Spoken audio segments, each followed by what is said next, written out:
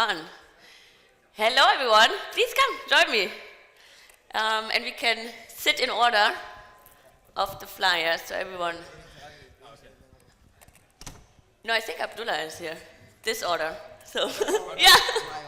Let's try this. Oh, this is very loud. Okay. Hello, everyone. Also, warm welcome from my side here to Governance Day 1. The interactive part, I think tomorrow is Governance Day 2 research session. Great to see everyone here. My name is Zoe. I'm founder of Clarys AI and partner at Volatile. I'm going to moderate the first panel discussion here. And we have an exciting topic. We are talking about sustainable treasury design. Therefore, I'm joined by 4 excellent panelists. We have, please welcome my speakers here. We have Abdullah, co-founder of now I forgot it, Arana Digital. We have Colton, co-founder of KPK. Governance lead. Governance lead, okay, this governance lead, sorry, it says there. We have Juan, co-founder of DAMM Capital, and Joan, BD and growth manager at Avantgarde. Please welcome the speakers with me. Great. So, guys, I would take it over to you guys. Please give in one short sentence, a short description of what you guys are actually contributing to the governance space within your position. Sure. Okay, it's working. Perfect. Hello, everybody. I'm Abdullah. I run governance at Arana Digital. We are a governance and consulting group with a primary focus on working with DAOs across primarily Ethereum, DeFi, but also in other spaces like Solana. My personal focus nowadays is usually on Uniswap and Compound DAO. And when it pertains to treasury management, one of my recent contributions has been through a Uniswap treasury working group regarding research on how Uniswap itself can mobilize the DAO's treasury. Thank you. All right, I'm Colton Liberacki. I'm governance lead at KPK. Before I was there, in kind of my space or place in the space was I was involved in ENS DAO.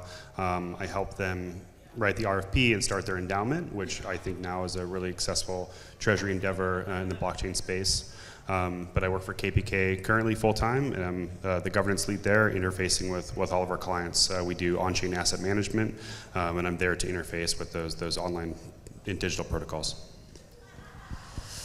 Yeah, so I'm Juan, and I'm at DAMM. We're like an asset management company, but I have been manage Clarys Treasury since 4 years, and in Clarys we always have been very involved in governance, not only like from the product side, since Clarys is a subjective oracle, but also now with a lot of changes and adopting new things like prediction markets, future key, and how to make decisions in a more like accurate and trustworthy way. So yeah, in that way we are pretty close in the intersection of governance and finance.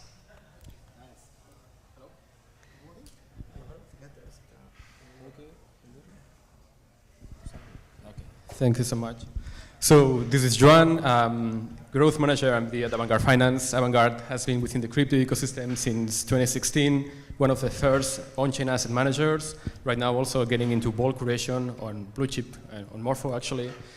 And well, we are supporting and running several mandates from important ecosystem players and partners. We support ecosystems in defining sustainable and organic growth strategies, which means and implies also running different kind of treasuries. This is a TLDR of what we are doing.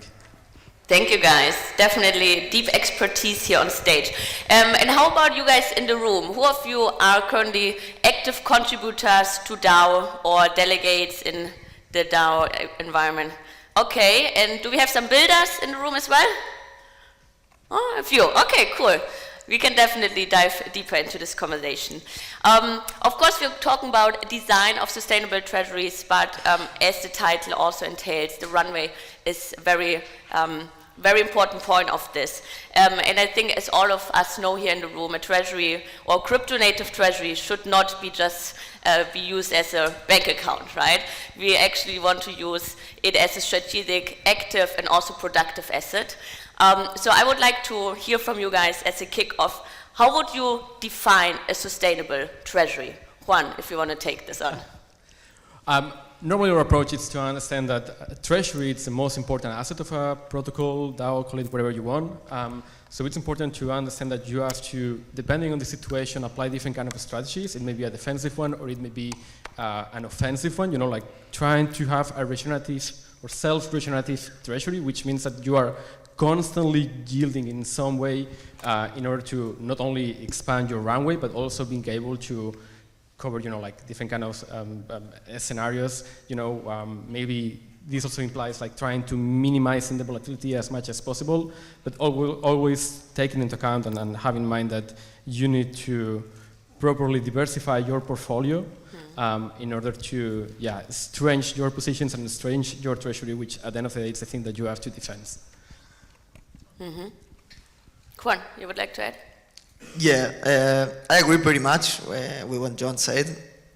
Generally, in crypto, we have we live in a parallel world in the sense of in Web2, you generally need to have a treasury that in the medium term, you have like more revenues than outflows.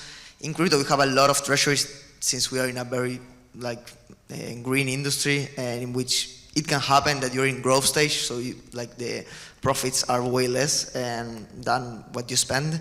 But assuming that you can have an exception, like for example, Clarys is an exception in the sense of an early companies that have a lot of a very big treasury because of the being early to crypto. Then you need to position differently and say, okay, how do you find a balance between having an exposure to very volatile assets like ETH, BTC or others, and then having your own native token if that's part of a big part of your treasury or not. You generally want to rely as little as possible on selling your tokens, and therefore you need to have a good balance of medium-term coverage for stablecoins and then maybe long-term exposure on the assets you're aligned to. That also enables to have a longer runway, and that's attached to the long-term price action of the market. That also goes along with the market itself of crypto and the adoption overall. Okay, if we look into the two challenges that we face, right? Volatility and illiquidity. How do we face this, or how do you have some let's say solutions to these problems? Colton, if you want to start with volatility overall in treasuries.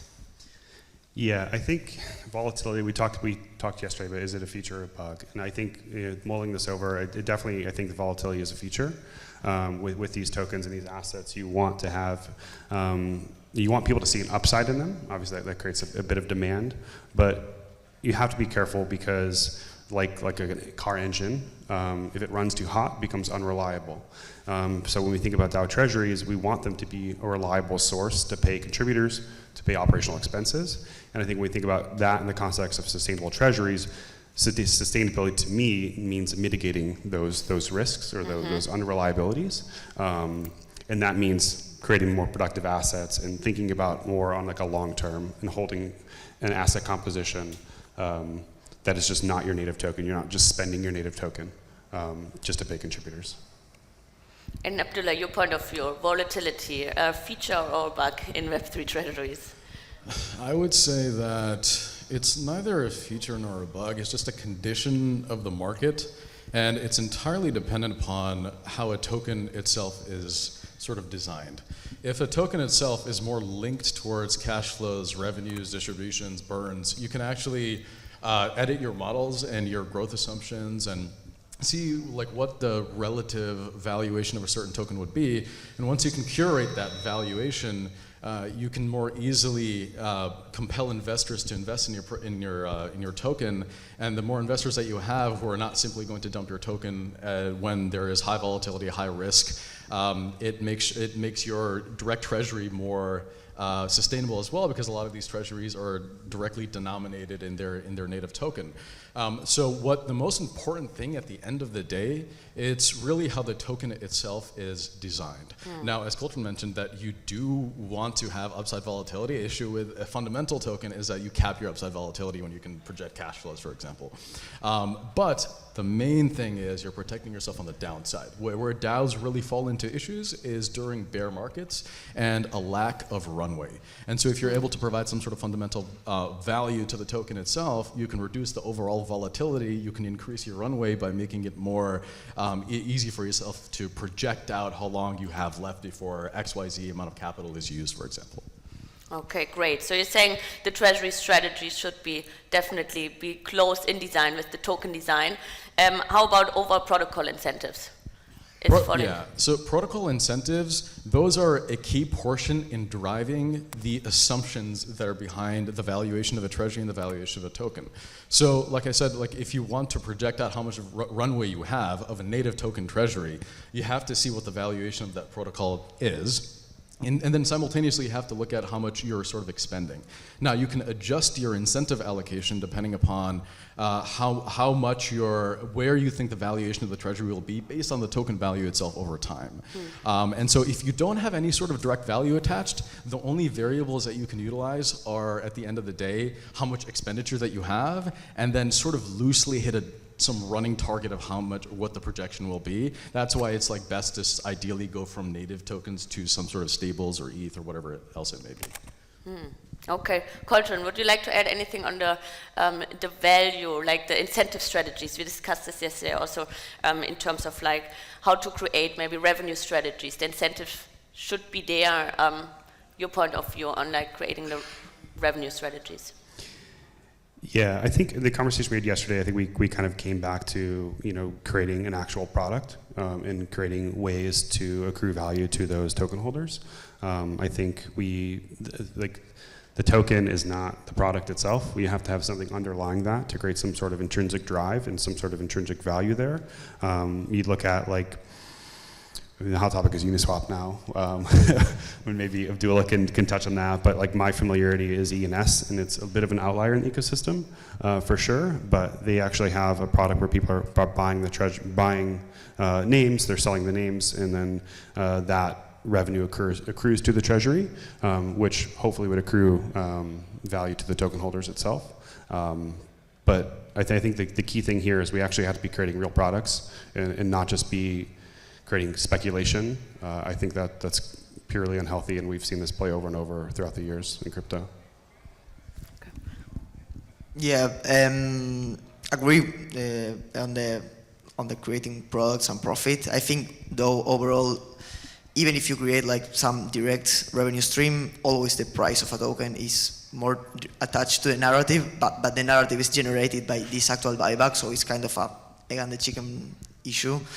And on the incentive distribution side, and again on examples of these revenues on how it could be distributed, and I think now there's this meta in which revenue is a thing, and all these companies that actually generate some sort of revenue, like EtherFi with like spending with the credit card, Pendle, and on the YT side, and Hype because people like to degen.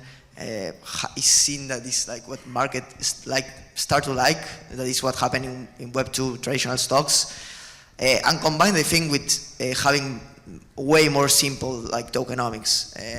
I think that the like tokenomics, and I like them, but more revenue, more companies are showing that maybe like a more right curve approach, which simply like buybacks, or maybe buybacks is not the most efficient, but something that people briefly understand of how the value of the company is transmitted to the token, and that will create a narrative is what is having most effect, and I think I like it, combined with something like, I don't know, like how Euler distributes incentives in a locking way and aligning long-term actors. I think there are nice approaches that we're seeing that are a bit different from 2021. So yeah. Actually, we were talking about this before with Colton. We have to say that selling your token, it's not a revenue stream. You are giving away something, you are diluting. But you have to understand here, maybe it's like stepping back for a minute, what is a token? A token is just a digitalized share, which implies that you have like two rights, the governance right and then the economical right, which means that it can generate some kind of dividends, like traditional stock market shares. When we talk about generating revenue through the token, I feel like here you can, like, for instance, deploy liquidity on DEXs like Uniswap. That's a pretty good way for generating this kind of passive income. Another potential strategy, me that I'm like more the growth guy, maybe into marketing, you can use your token, and when we talk about incentives, it's also like trying to promote this kind of, I don't want to call it like yield farming, because maybe sometimes that means that you're attracting mercenary liquidity. That's not what you want to create. You want people and you want token holders that stay with you for the long term, but you can use it as a marketing tool. You know, you can understand that you can give up your token in exchange for creating your community, or also for creating, you know, like creating this kind of supporters. And this is a way of investing your token and creating or transforming something that may be illiquid into a very productive tool. But at the end of the day, it's about having a real product market fit, and again, properly designing the tokenomics and understanding how, with your product, you are increasing the value of your token. Great. And when we talked about like the theoretical part, do we have some real-world examples that you guys want to mention on the revenue strategies? Where would you look at within the ecosystem to actually find the successfully executed strategies? Abdullah? Sure. I can give one example of two contrasting examples, actually. So we have on one side a protocol we work with, of course, Uniswap, which is much larger, and then one that is completely on the other side, which is a niche Solana company called Lifinity. Both of them are DEXs. One of them is very different in terms of how it's valued. Uniswap is entirely based off of future potential turning on of the fee switch, which now is an exciting time to sort of discuss that. Lifinity itself is different because so Lifinity, how it works is it's a DEX on Solana, but it's not like a normal DEX where it's like a permissionless one, where any LP can deploy liquidity. It's one where they own the assets. It's all POL based. It's protocol and liquidity. And so they generate fees from people trading through aggregators like Jupiter. And then they also own the underlying tokens that are being used to generate those fees. So it's kind of like a trading shop. And the interesting thing about that investment, it's up like 1% over the past 30 days, and it's down like 5% over the past year. So it's like our hedge against volatility. But the reason it's an interesting bet relative to other more speculative tokens is because they have one, revenue generation directly through the product itself. So that's like operating revenue. They have asset appreciation, depreciation. They have a whole bunch of SOL, for instance, inside of in their treasury. So they own the treasury. And then there's actually a direct, two more things. There's a dividend as well. So the revenue that they earn, they give a portion of it back out to stakers.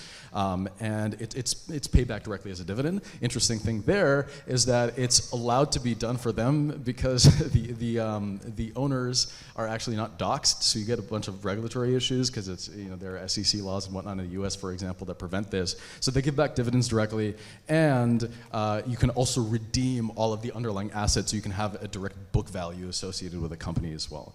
So that's a very contrasting example where they pulled all the levers and it's relatively stable. It's basically a stable coin at this point, that investment.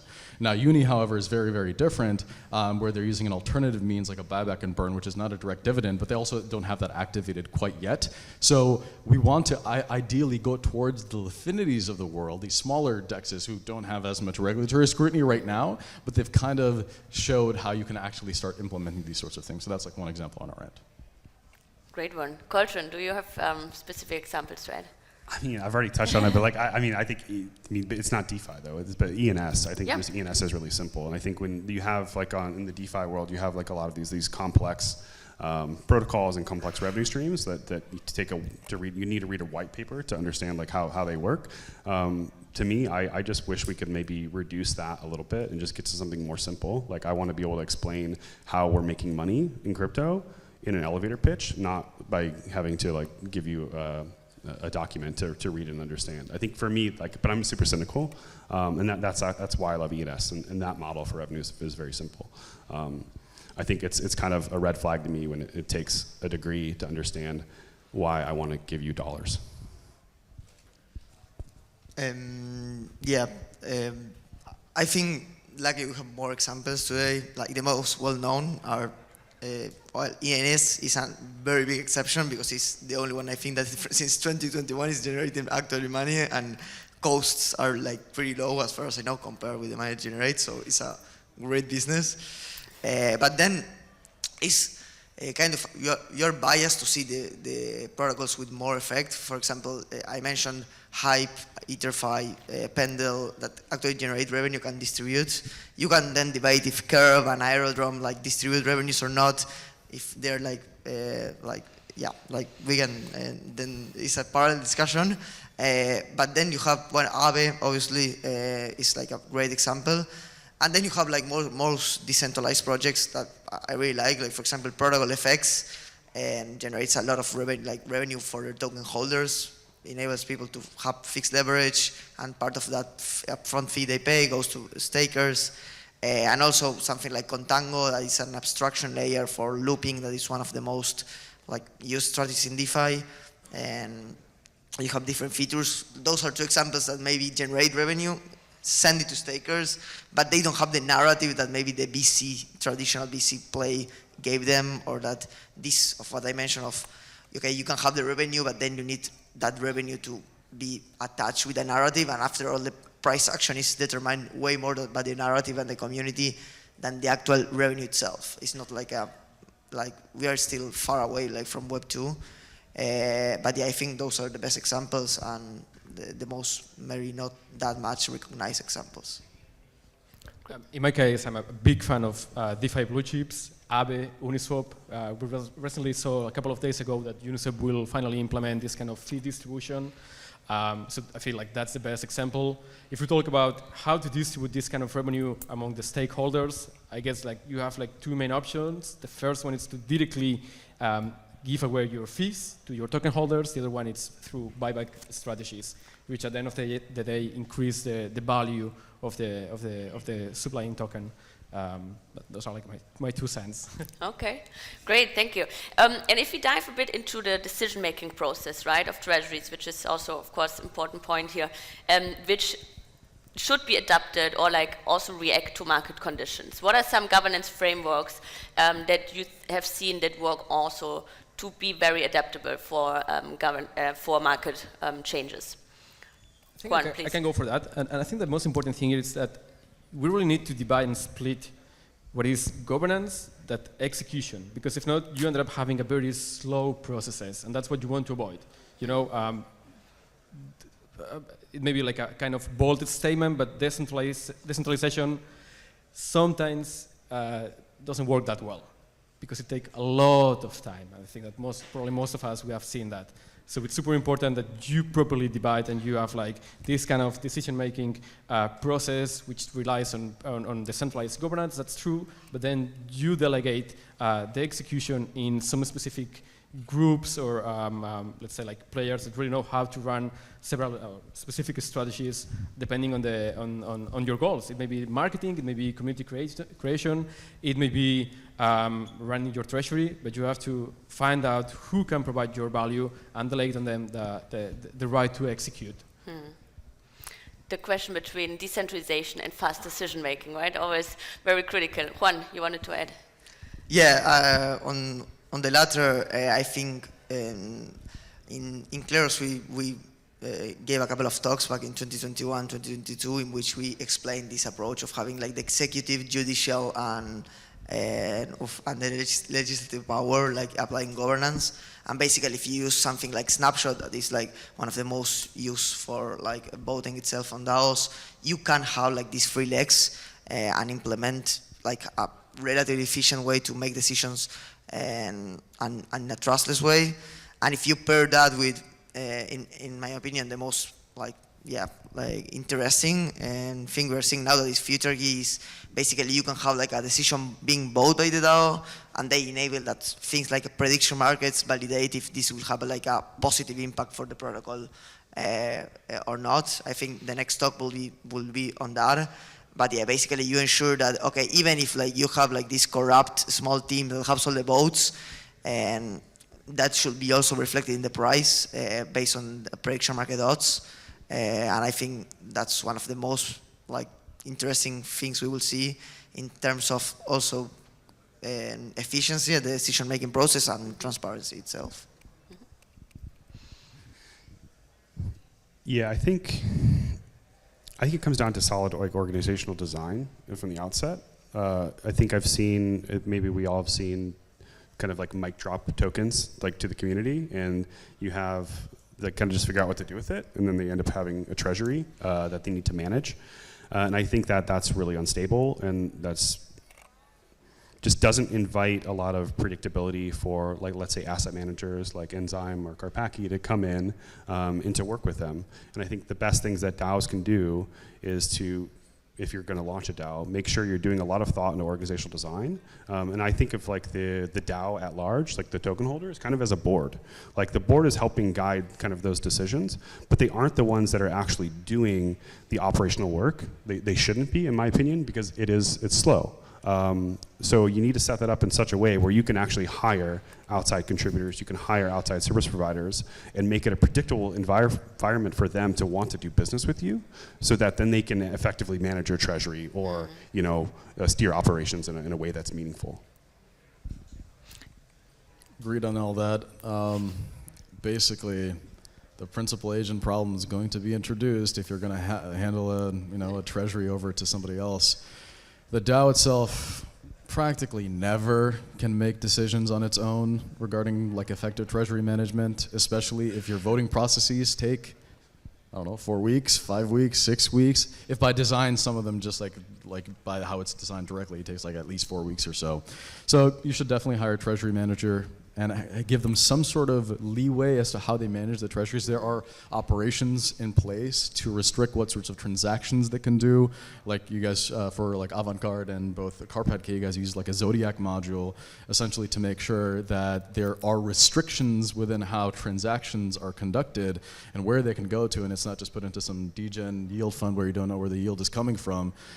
So there are restrictions you can inherently put in, and to make big decisions, you can go through, like, say, for example, like an on-chain vote, a direct vote that actually grants permission or removes permission from a particularly elected treasury manager. But certainly always elect somebody more competent to do the work directly, and the decision makers, of course, are the delegates.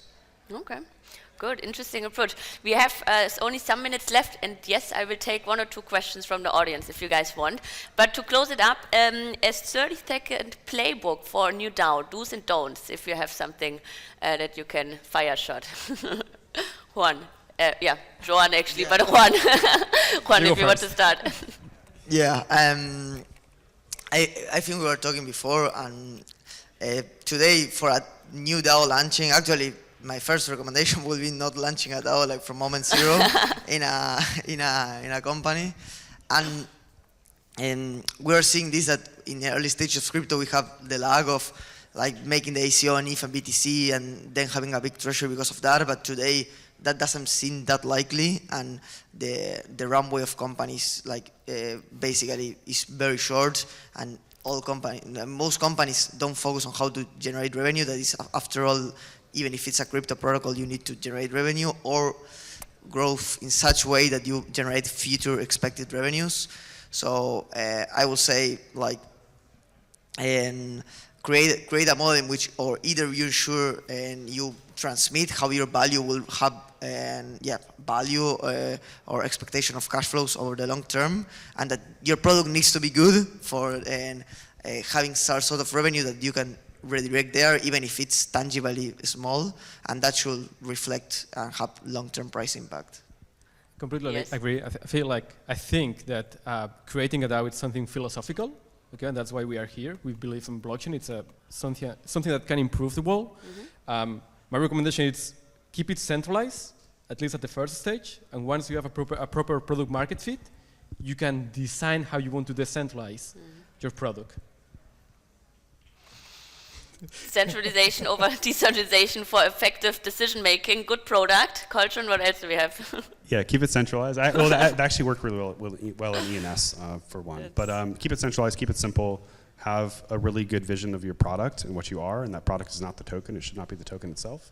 And then make it a hospitable place through like good and like prudent organizational design, where you can invite outside people who can clearly see the intrinsic value of their involvement. And I think it'll naturally come.